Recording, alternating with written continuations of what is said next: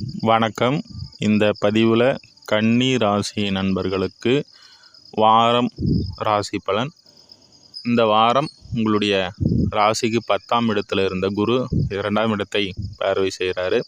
குடும்பம் ரீதியில் இருந்த கஷ்டங்கள் விலகும். மன ரீதியில் உறுதியான ஒரு அமைப்பு, தெளிவான ஒரு அமைப்பு.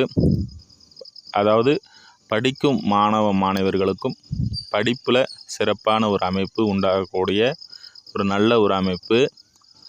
அதாவது 4, 2 ஆகிய 2 இடங்களையும் பார்வை செய்வது என்பது நல்ல ஒரு அமைப்பு தரக்கூடிய ஒரு அமைப்பு இப்போது படிக்கும் மாணவர்களுக்கு உண்டாகும்.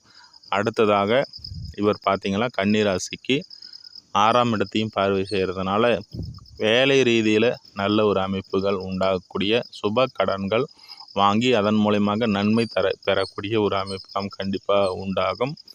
அதே போல் இந்த வாரத்தில் சந்திரன் உங்களுடைய லாபாதிபதி நல்ல இடங்களில் இருந்திருக்கிறாரு.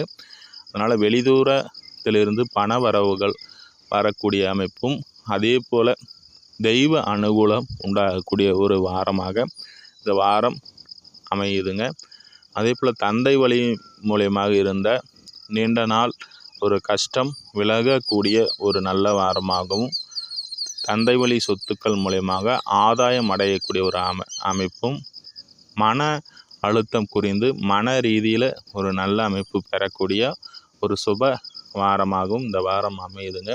குறிப்பாக உங்களுடைய ராசியில் இருந்த கேது விலகிட்டார்.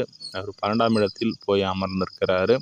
வெளிதூரம் பயணங்களில் செல்லும் பொழுது எல்லாத்தையுமே முன்கூட்டி நிதானித்து எதை செய்யணும் எதை செய்யக்கூடாது அப்படின்ட்டு ஒரு டீட்டெயிலாக ஒரு எடுத்து அதற்கு தகுந்தாற்போல் நடந்துக்குங்க.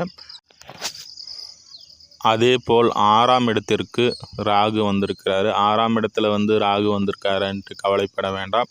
வேலை ரீதியில் ஏதாவது ஒரு கஷ்டத்தை கொடுத்துருவாரா, இல்லை கடன் ரீதியில் எதிரிகள் ரீதியில் தொல்லை கொடுத்துருவாரான்ட்டு பயப்பட வேணாம். ஏன்னா இங்கே குருவின் பார்வை ராகுக்கு இருக்கிறதுனால இந்த அமைப்புகள்லாம் இல்லாமல் ஒரு கடன் வாங்கினா அது சுப கடனாக இருக்கும்.